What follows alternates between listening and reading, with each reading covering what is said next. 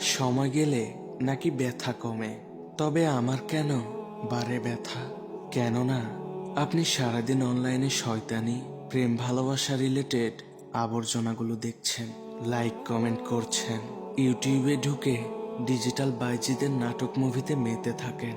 দিন শেষে sad song শুনতে শুনতে পোস্ট দেন, হে আল্লাহ, তুমি কেন আমাকে এত কষ্ট দিচ্ছ? ওয়াল্লাহি, আপনি একজন মিথ্যাবাদী। আপনি স্বয়ং নিজেই নিজের উপর জুলুম করছেন, আবার আল্লাহকে দোষারোপ করার স্পর্ধা দেখান। নিশ্চয়ই আল্লাহ মানুষের প্রতি কোনো জুলুম করেন না, মানুষই নিজেদের প্রতি জুলুম করে থাকে। সারাদিন অশ্লীলতায় ডুবে থেকে মগজে অশ্লীলতা ইনপুট করে কিভাবে আপনি অন্তর প্রশান্তিদায়ক আল্লাহর রহমতের আউটপুট কামনা করেন? নিজেকে আগে পরিবর্তন করুন। সকল প্রকার প্রেমের উপন্যাস, কবিতা, কাহিনী, সিনেমা, নাটক, গান থেকে নিজেকে সম্পূর্ণরূপে দূরে রাখুন। এই সম্পর্কিত যত পেজে লাইক ফলো দেয়া আছে সেগুলোকে আনফলো করে দিন, চ্যানেলগুলো আনসাবস্ক্রাইব করে রাখুন।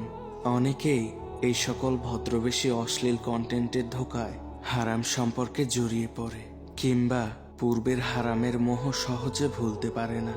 অনলাইনে যতটুকু সময় কাটাবেন ততটুকু সময় দুনিয়া ও আখিরাতের কোনো কল্যাণময় কাজে ব্যয় করুন, তাহলে অবশ্যই আল্লাহ সুবহানাহু ওয়া তাআলা হারাম সঙ্গীর মোহ ভুলিয়ে দিবেন, আপনার অন্তরে প্রশান্তি এনে দিবেন।